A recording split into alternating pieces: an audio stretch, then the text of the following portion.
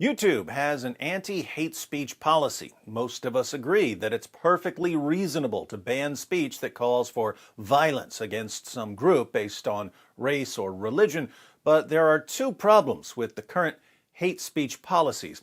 One, the morons who enforce these policies have been trained to think that anything they disagree with is hate speech, so they end up using hate speech policies for their own personal political agendas.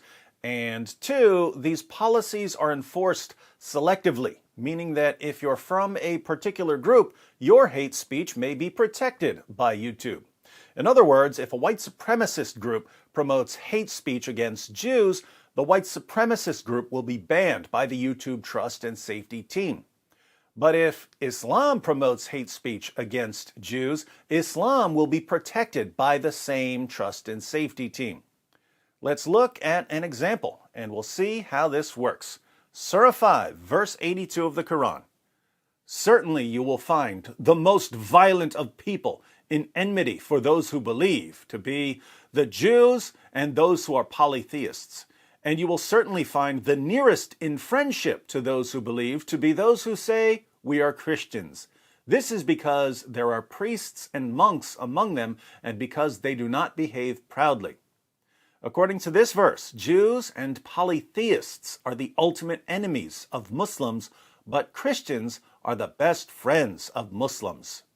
When Muhammad began preaching in Mecca, he basically said, it's Muslims and Jews and Christians united against the polytheists. Then he went to Medina, and the Jews rejected him. So then his message became, it's Muslims and Christians against Jews and polytheists. Then the Christians rejected him, and his message became, it's Muslims against everyone. So Surah 5, verse 82 is from the period when Muhammad thought that Christians were going to accept him as a prophet. Funny how Allah's eternal revelations about Jews and Christians change based on how Muhammad feels about them. Now, what are Muslims supposed to do about their enemies, the Jews, according to Muhammad? Sahih Muslim 7339.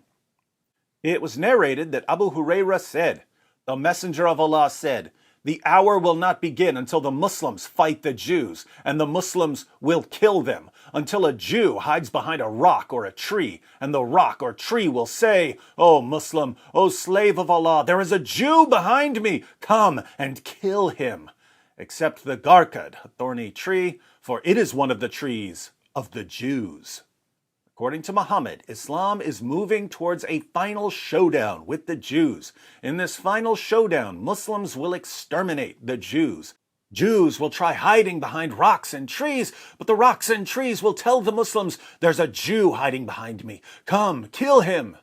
Except the Garkad tree. According to Muhammad, some trees are loyal to the Jews and won't snitch on them. Keep in mind, this is the same so-called prophet who delivered the Quran.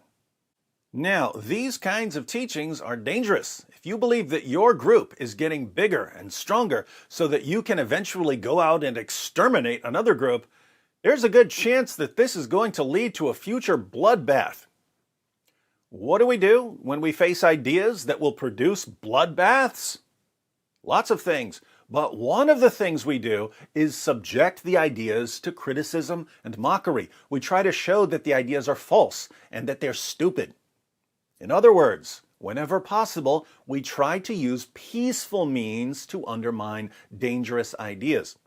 But this is where the trust and safety teams end up defending hate speech. You see, if you criticize or mock the Quran's claim that the Jews are the ultimate enemies of Muslims, if you criticize or mock Muhammad's claim that Muslims are supposed to exterminate the Jews, YouTube accuses you of hate speech. It's hate speech against Islam to criticize what Islam says about Jews. Those of you who follow Vocab Malone's channel saw how this works recently. Vocab has been posting a special edition of Islamicize Me. In case you're new to this channel, back in 2018, we made a series called Islamicize Me. The series was loosely based on a true story. Vocab knew a young man who converted to Islam and then died in a terrorist attack. This young man was a pretty nice guy who was radicalized very rapidly by Islam. So we made a series showing how the process of radicalization works. We show how someone could go from totally normal to violent terrorist in 30 days. In this series, Vocab Malone, John McCrae, and I play 3 atheists who convert to Islam and become progressively more violent and radical due to the teachings we're absorbing. On day 23 of Islamicize Me, we deal with Islam's claims about the Jews. Now, the joke of the day 23 episode is that our characters find out that they're supposed to confront the Jews, so they decide to confront the Jews on a public sidewalk. But when they go looking for Jews, they find the black Hebrew Israelites who claim to be the true Jews. The black Hebrew Israelites view modern Jews as imposters who stole their identity, so we end up making fun of both groups. And by the way, in episode 23, we actually rolled up on a group of real black Hebrew Israelites while we were dressed as Muslims. We tried to have a debate with them, but they totally punked out. When I posted day 23 on my channel 2 years ago, YouTube removed the video as hate speech. I appealed the decision and I won. YouTube restored the video. But YouTube has grown more and more hostile towards criticism of Islam since then. So more recently, when Vocab posted the special edition of the same video, YouTube again removed the video and called it hate speech. But when Vocab appealed the takedown, his appeal was rejected. Vocab now has a hate speech strike for making fun of Islam's claims about Jews. Now, I can understand YouTube taking down a video by mistake. Our characters in the video say that they're going to expose the Jews in this public debate. I can understand YouTube mistakenly thinking that we were being serious and taking the video down. But then you get to appeal and you say, this is not us promoting hate speech, this is us making fun of hate speech. This is satire. We're mocking hate speech. But then they reject the appeal because the hate speech we're mocking is part of Islam. So you can make fun of anti-Semitic hate speech on YouTube unless the anti-Semitic hate speech comes from Muhammad and the Quran, in which case you're not allowed to make fun of it. YouTube will ban your video as hate speech and give your channel a strike for making fun of Muhammad's claims about Jews. Vocab actually handled this pretty well. After his appeal was rejected, he posted the Day 23 Snowflake edition, in which he heavily censored everything in the video that could be considered hate speech by some moron on the YouTube Trust and Safety team. All of the censorship kind of makes the episode even funnier.